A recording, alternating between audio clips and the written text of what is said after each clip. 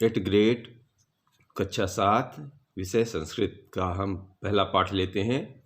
प्रथम पाठ है चत्वारि धामानि। इसका प्रश्न है कि हस्तामलकस्य गुरोः किम नाम? तो शंकराचार्य है। कस्य चत्वारः शिष्याः? तो शंकराचार्यस्य। दक्षिण दिशि प्रसिद्ध मठम नाम किम? तो श्रृंगेरी मठम अर्थात श्रृंगेरी मठम। उड़ीसा राज्ये का पुरी अस्ति? जगन्नाथपुरी। मठानां स्थापना केन कृता? तो आदि शंकराचार्यः। वेदांत तत्वानां प्रचारार्थम कानि स्थापितानि? तो वेदांतानां प्रचारार्थम मठानि स्थापितानि। वयं कः स्मरामः? जगद्गुरुम् आदिशंकरं स्मरामः। कानि पवित्र धामानि? चत्वारि पवित्र धामानि। अगला प्रश्न है श्रुति स्मृति पुराणानाम इति श्लोकम लिखत। तो इसमें लिखना है श्रुति स्मृति पुराणानाम आलयम करुणालयम नमामि भगवत्पादम शंकरम लोक शंकरम। और इधर 10वां दिया है, इसमें एक वचन और बहुवचन बनाने हैं। तो मठम तो मठानी, नाम तो नामानी, पुष्पम तो पुष्पाणी, फलम तो फलानी, वस्त्रम तो वस्त्राणी लिख देना है। अब रेखा चित्र दिशानुसारम मठा नामानी लिखत। तो ऊपर पूर्व दिशा में गोवर्धन मठम और उत्तर दिशा में लिख देना है इधर ज्योतिर्मठम, दक्षिण में लिख देना है श्रृंगेरी मठम और पश्चिम दिशा में लिख देना है शारदा मठम। अब आइए दूसरा पाठ, द्वितीय पाठ है कालबोधः। इसमें लिखा है का गोलाकार विद्यते? पृथ्वी गोलाकार विद्यते। सूर्य कस्याम दिशि अस्तं गच्छति? तो सूर्य पश्चिम दिशि अस्तं गच्छति। वर्षे कति ऋतवः भवन्ति? तो वर्षे 6 ऋतवः भवन्ति। पूर्णिमा कस्मिन् पक्षे भवति? तो पूर्णिमा शुक्ल पक्षे भवति। अगला प्रश्न है श्रावण भाद्रपदयोः कः ऋतुः भवति? तो श्रावण भाद्रपदयोः वर्षा ऋतुः भवति। अगला प्रश्न है दिनस्य रात्रे च ज्ञानं कथं भवति? तो सूर्यस्य उदयान्तरं दिनस्य अस्तानन्तरं च रात्रे ज्ञानं भवति। अगला प्रश्न है प्रतिदिनं कस्य एका कला क्षीयते? तो प्रतिदिनं तस्य एका कला क्षीयते अमावास्यां सह पूर्णरूपेण लुप्त भवति। प्रतिपक्षे कति तिथयः भवन्ति? तो प्रतिपक्षे 5-10 तिथयः भवन्ति। अगला प्रश्न है कि 12 मासानां नामानि लिखता है। तो चलो जी 12 जो माह उनके नाम लिखने हैं। तो चैत्रः, वैशाख्यः, ज्येष्ठ, आषाढ़ः, श्रावणः, भाद्रपदः, अश्विन, कार्तिकः, मार्गशीर्ष, पौषः, माघः, फाल्गुनः और चेती लिख देना है। फाल्गुनः चेती। 10वां लिख देना है एकादशतः विंशति पर्यंतम संस्कृते संख्याम लिखत। तो एकादश, द्वादश, त्रयोदश, चतुर्दश, पंचदश, षोडश, सप्तदश, अष्टादश, नवदश और विंशति। अगला लिखना है क्रमानुसारम ऋतुनामानि लिखत। तो ग्रीष्म ऋतु के बगल से लिखना है वर्षा, फिर शरद, फिर हेमंतः, फिर शिशिरः, देन वसंतः।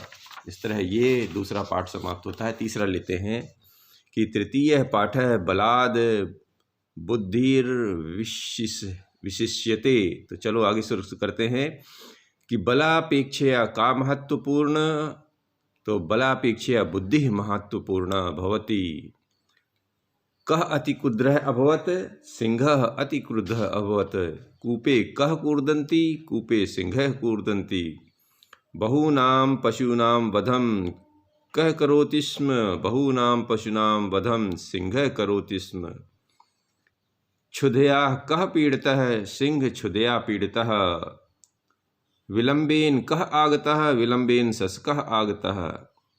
हे शठ कुत्र अस्ति सः अपरः सिंहः। कः अवदत्, हे षट्, कुत्र अस्ति सः अपरः सिंहः। क्रोध्योद्धतः दुर्मुखः सिंहः अवदत्, महोजस्वी सिंहः कुत्र वसति स्म। महोजस्वी सिंहः एकस्मिन् पर्वते वसति स्म। अगला प्रश्न है कि इसमें जो है संधि विच्छेद करना है। तो इसमें जो है शब्द लिया है सर्वेशः, तो इसका बन जाएगा सर्व ईशः, इसमें गुण संधि। और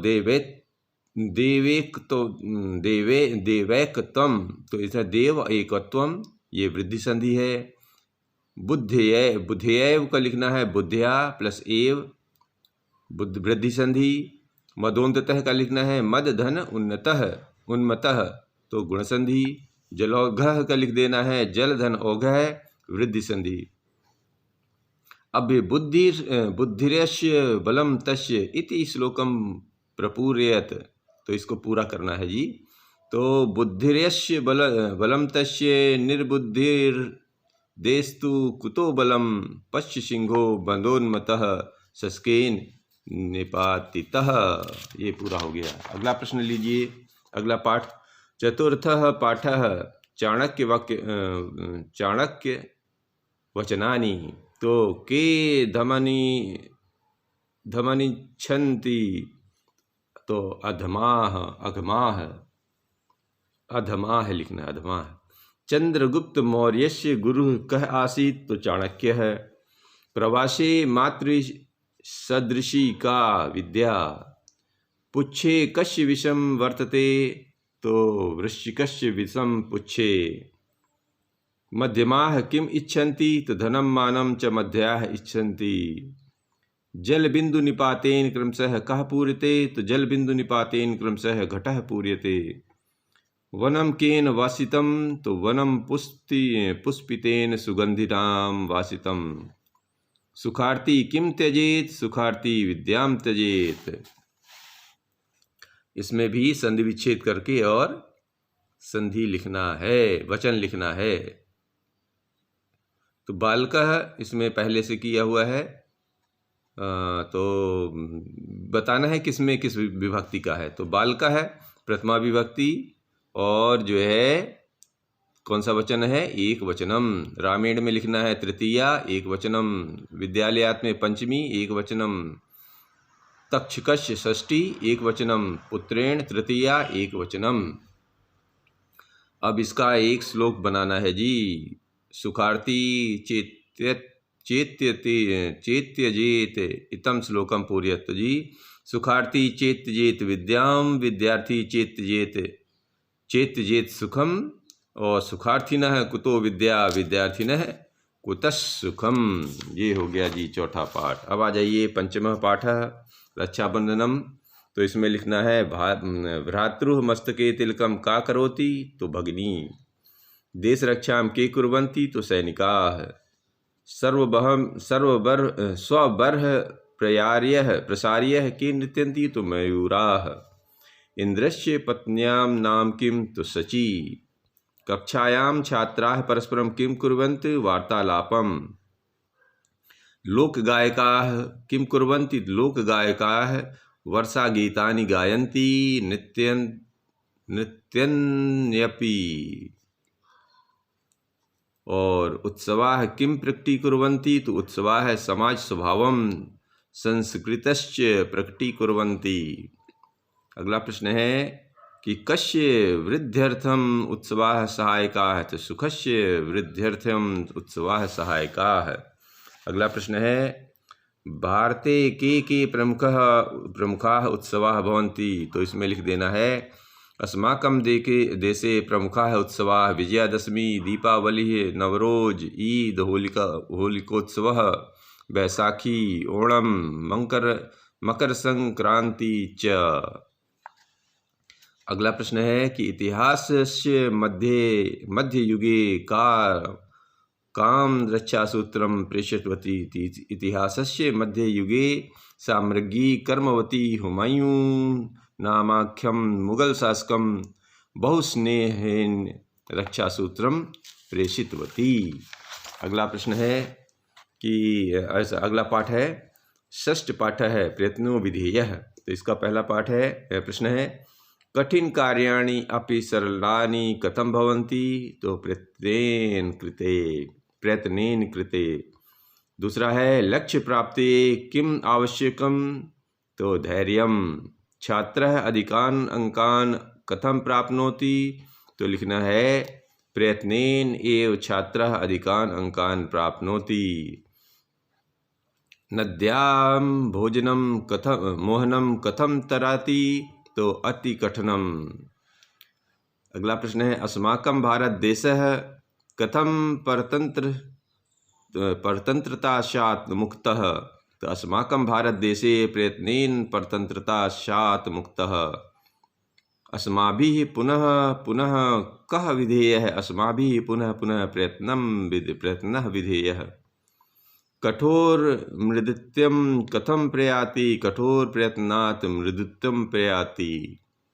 जनाः प्रयत्नेन कुत्र आरोहणं कुर्वन्ति। तो जनाः प्रयत्नेन उत्तुंग पर्वतेषु आरोहणं कुर्वन्ति। अगला प्रश्न है कि गृहे कानि कानि कठिन कार्याणि भवन्ति अनुभवं कृत्वा नामानि लिखत।